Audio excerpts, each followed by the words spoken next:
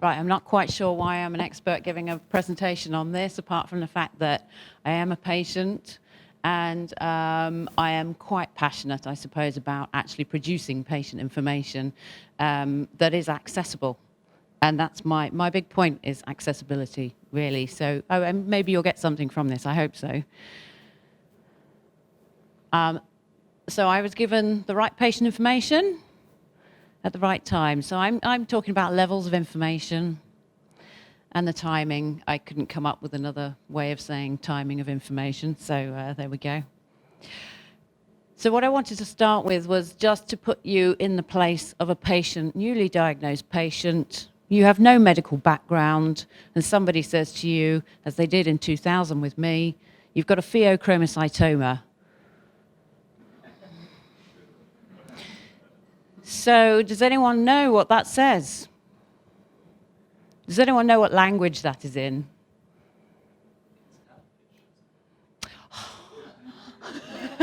We just ruined it now. It is, but do you know what it says? Yeah, okay. Moving on. You're just going to have to wait in suspense. So what I wanted to just illustrate really was that there is an issue and there are barriers for patients in understanding what is wrong with them. And historically, it has been the medical profession uses an awful lot of complicated words, and it's not accessible to most people. But also, there are problems with health literacy, and that is how much a patient can actually understand as well. And I'll show you some examples. It's an English report. It's a report from the UK, and it's not very good reading, really. But first of all, I'll put you out of your misery. So, it is Elvish, and you can actually translate things into Elvish on the internet. And I didn't know this until a couple of years ago. Live each day as if it was your last. Obviously, Lord of the Rings. You know, big fan. So these are some literacy statistics, and I'm not going to go through them all. What I wanted to point out, though, was, I don't use pointers, is level 2 here at the bottom. So this is your 16-year-old taking exams and just doing blisteringly well, doing really well. They're going to go to university. They're going to become doctors, lawyers, maybe. So this is level 2 and above. You're talking, these are going to be clever kids.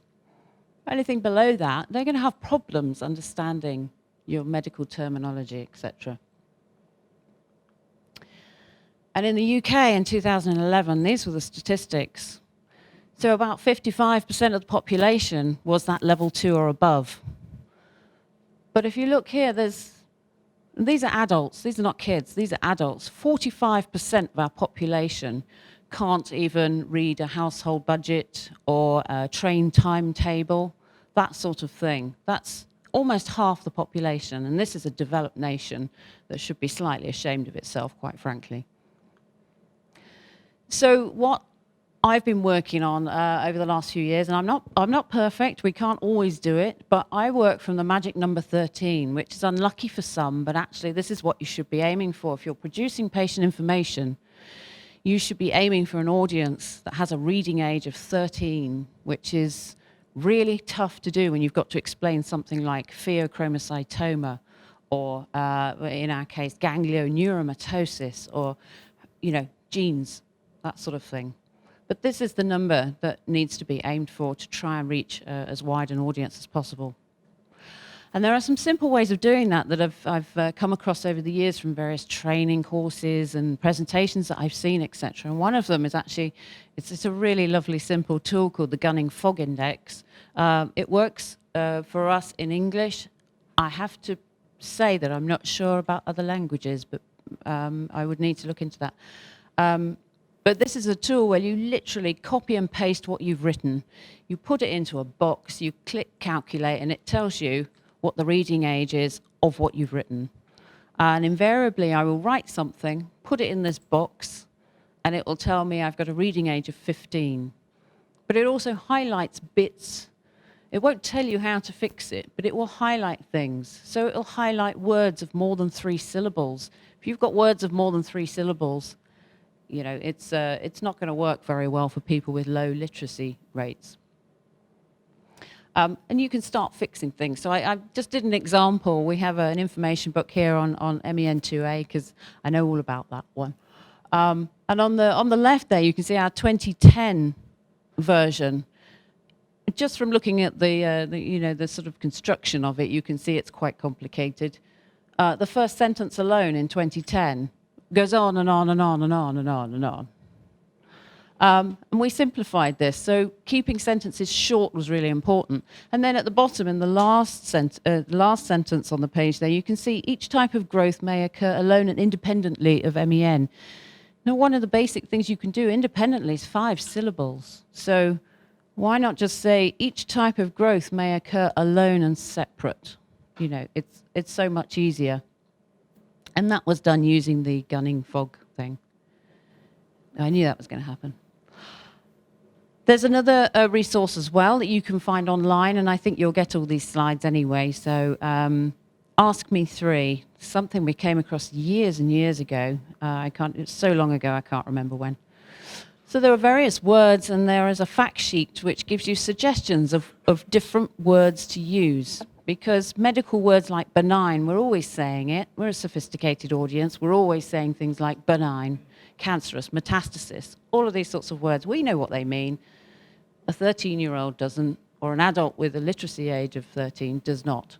So we need to use much simpler terms that maybe make us feel a bit silly, but actually you're reaching more people by saying not cancer. It's simple. Other words, active role. I think we used it yesterday, which is fine. We know what we're talking about here now. Although I wouldn't have done at the first meeting, perhaps, that I ever attended. So just taking part, it's that simple. Adverse reaction, bad reaction. You know, this is really simple stuff, but we forget. And I've forgotten and had to be reminded as well. So this is the crux of it. The delivery of high quality and appropriately targeted consumer health information is central to the achievement of health literacy. We've just got to be a lot more accessible in our written information. Timing of information. Well, you're going to access information at different points along your disease pathway, if you want to call it that. That's probably a simpler, nicer way of saying disease pathway. Also different ages, which Kathy mentioned already. So I like The Wizard of Oz. So this is my yellow brick road here of my disease pathway. Mine started in 2000. Symptoms. Then you might go through diagnosis, treatment, and potentially clinical trials as well. So these are all points along the pathway. And you might start with an internet search. Most people do these days. They start with an internet search. It wasn't very reliable when I was diagnosed, even in 2000, but that's where most people start now. Then you might want a first line of information, really, really simple, basic information to get you started. Then you might want, perhaps when you're reaching a treatment phase, to have more information, more detailed information, and perhaps also some lay translation, as I call it, of clinician information, particularly on clinical trials, maybe. But the point is that this is all slightly interchangeable depending on the needs of the patient, the health literacy of the patient as well. So some people might just want the first line information, and they don't want this. This is too much, or they're not going to understand this, even if it's a literacy age of 13. That might just be a step too far. An awful lot of people, unfortunately, are still just relying on that, and that's terrifying. So another misconception I think that we have is that as people walk along their yellow brick road, they become more sophisticated. And that they can understand more complex information. And this is a big, fat red herring, as we would say. We'll go back to this chart here. Adult literacy levels. Yes, your level 2s here. Yep, they'll be like the rest of the patients in this room. Yeah, we'll learn stuff as we go through it. But 45% of adults won't. And these figures, I mean, you know, it's pretty appalling for the UK, but this is actually reflected in stats from most of developed nations in the world. So it's not just a UK problem, although it feels like it sometimes. So then just moving on to the age. So because we deal with a lot of genetic syndromes, we deal with the MEN syndromes and SDH, etc. We're dealing with a lot of kids. And they're not just kids that are patients, but they might also be kids of patients, and they need to understand what's happening in the family. So I'm just going to put this up there because we have a publication. You can download it off our website anyway, but this is just a little bit of an excerpt from this publication we did with Professor Metcalf about what sort of age kids are when they start to understand things. And by about 15 to 17 years, you would hope that they're learning a little bit about hereditary diseases. This is applicable for us more than anything, I guess, but they're learning about hereditary diseases and that sort of thing. And you're still talking about kids who are probably going to be level 2 or above in adult literacy. So you need different approaches for children's information. Obviously, you can't give them a booklet and say, here, read this and understand this and get on with it. So over the years, we've developed some children's information with Medikids, our comic books and our cartoons. Now, our comic books are they're directed at age 8 to 13, 14. Our cartoons are from age 5. That's about as simple as you can make multiple endocrine neoplasia without just forgetting about the topic altogether. And what I wanted to also illustrate is that for that 45% of your developed nation population, these are perfect. These are brilliant. And I've given a copy of a Medikids book to somebody in a hospital clinic where I go and help in the clinic. And I give out patient information and I chat to the patients and make sure they're okay. And I handed this chap a comic book. And he actually started crying because that's the first information that he could understand. He had MEN1, but he actually didn't know he had MEN1. It was that basic that I had to also then remind the staff in the hospital about his literacy levels were very, very low.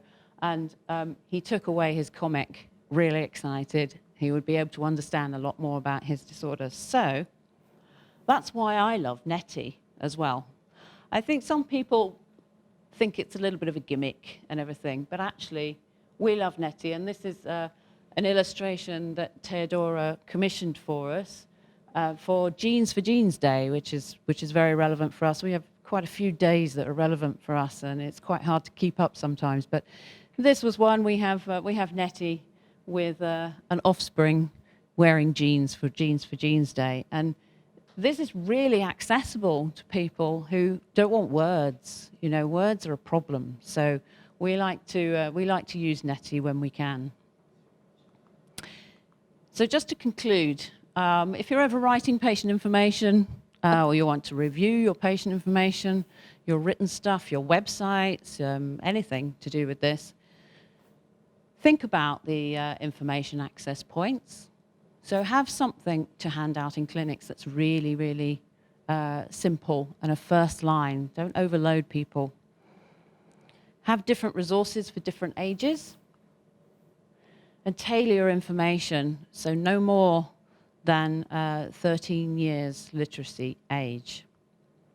And think about the distribution points as well. So, I mean, we ship a lot of our stuff, as I'm sure many people do, to hospitals directly, take them up there, etc.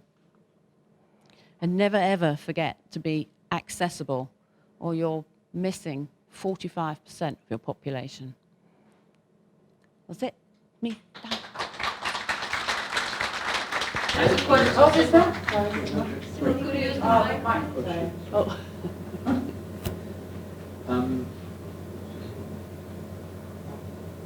down there. Yeah. So yeah, no, it's excellent. I was just thinking as you were saying that, you know, the age 13, and then I was thinking the divergence in like the medical community. Like often when you write an article for a journal, sometimes the criticism you get is that the writing's not sophisticated enough, or you get like, you know, you get pushback in the opposite direction. And sometimes we get medical professionals that are uncomfortable with some of the terms that you talked about. Like I've had experiences where someone's come back to me after we review a scan and they might say, I thought I only had lesions on my lung. I didn't know they were cancer, for example. So I wondered if INCA's ever thought about even doing a fact sheet for medical professionals about some of these terms, kind of like what you were talking about, and how to convey them verbally, because not everybody learns on paper, right? A lot of people learn verbally, and some of those terms, it may be an initiative that you're doing all the work anyway, but it may be easier to translate, especially to physicians who have a sometimes really hard time communicating some of these complex topics and nets. Yeah. That may be useful. That's a really nice idea, an actual tool for medical professionals. Because, I mean, you wouldn't expect, if you're submitting to a medical journal, I wouldn't expect it to be, you know, literacy age of 13. That's your speak. But for instance, when we give our research awards that we do from time to time, we ask the researchers to provide lay summaries all the time. But actually, when you say that, if you can provide them with almost a simplifying glossary, then that would probably make doing that for them a lot easier as well, because you are constantly immersed in that world where you know all those words. Right, exactly. But the rest of us, For some people it's challenging. No, it'd be good, Useful, they just have them a sheet where some of those terms can easily remember to use this term, you know, and to keep those principles in mind, I guess, and to sort of helpful things, because it's not easy for everybody to sort of move between those two. Absolutely. Yeah, no, it's a great idea. We were going to do a glossary for the patients, so that, you know, there were different ways in which nets were explained to them in their different countries, but I think that would be easy just to include as the healthcare professionals as well. Yeah, great idea.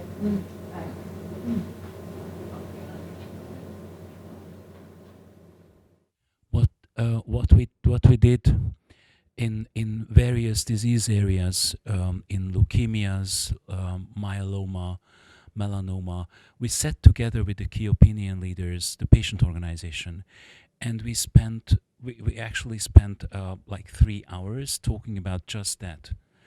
And also, we do the simplification. You don't have to, but we do the simplification. If the patient organization, if the patient experts understand what you're saying, then they can also do the simplification for you. And then you don't have to worry about this. So it is actually the patient organization that produces the lay summary in this case, or this translation of the contents.